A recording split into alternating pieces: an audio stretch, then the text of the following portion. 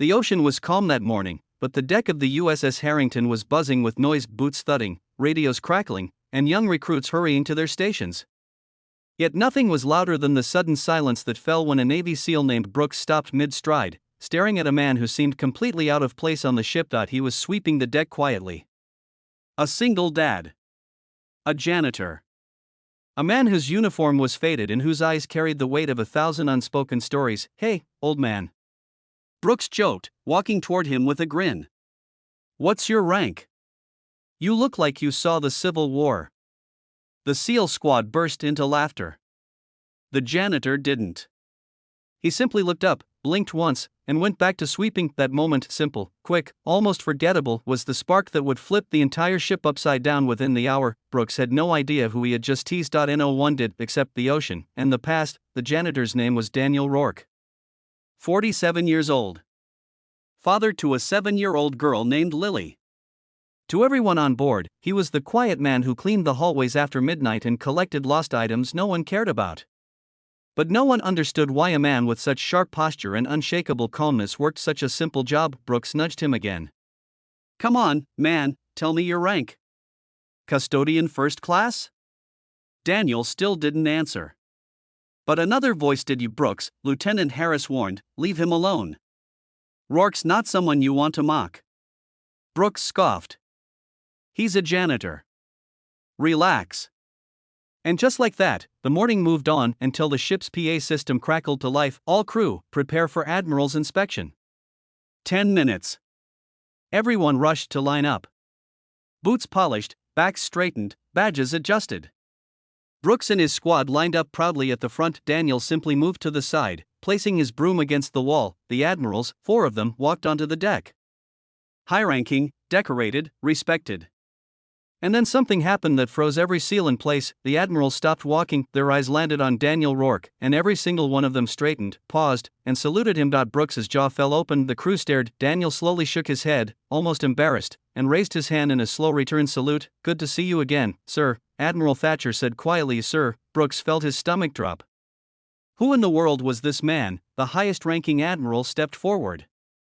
"Captain Rourke, it's been a long time." "Captain," whispers erupted across the deck. Captain was not just a small title. It was honorable. Rare. Respected. But the Admirals weren't treating him like just a captain, they were treating him like a legend. Daniel sighed softly. "I'm not a captain anymore. I'm just the janitor here." "With respect, sir," one admiral replied, "your service, your sacrifices, they don't disappear." Brooks felt heat rising in his ears.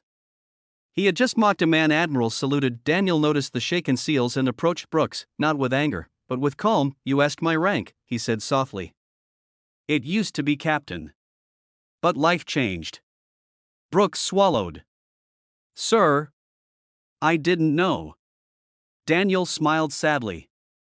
"It's all right. Most people don't." The Admirals requested permission to speak privately with Daniel. But Daniel shook his head. "If it's about reinstatement, the answer is still no."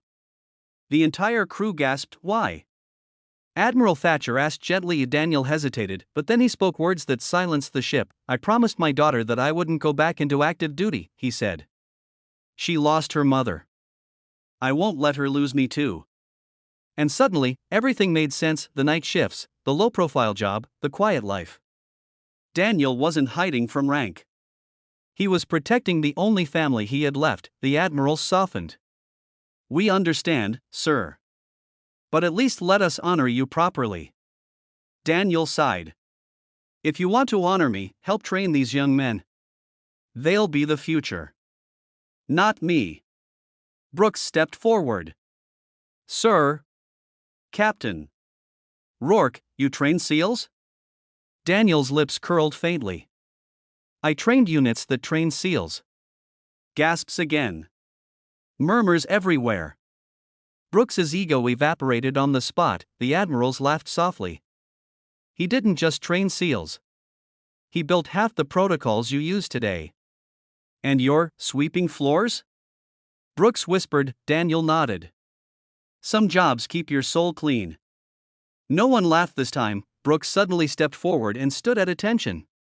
"Permission to apologize, sir." Daniel looked into his eyes and saw sincerity. "Permission granted." Brooks bowed his head. "I'm sorry. I judged what I didn't understand." Daniel placed a hand on his shoulder. "Most people do. What matters is what you do next." The inspection went on, but no one talked about procedures anymore.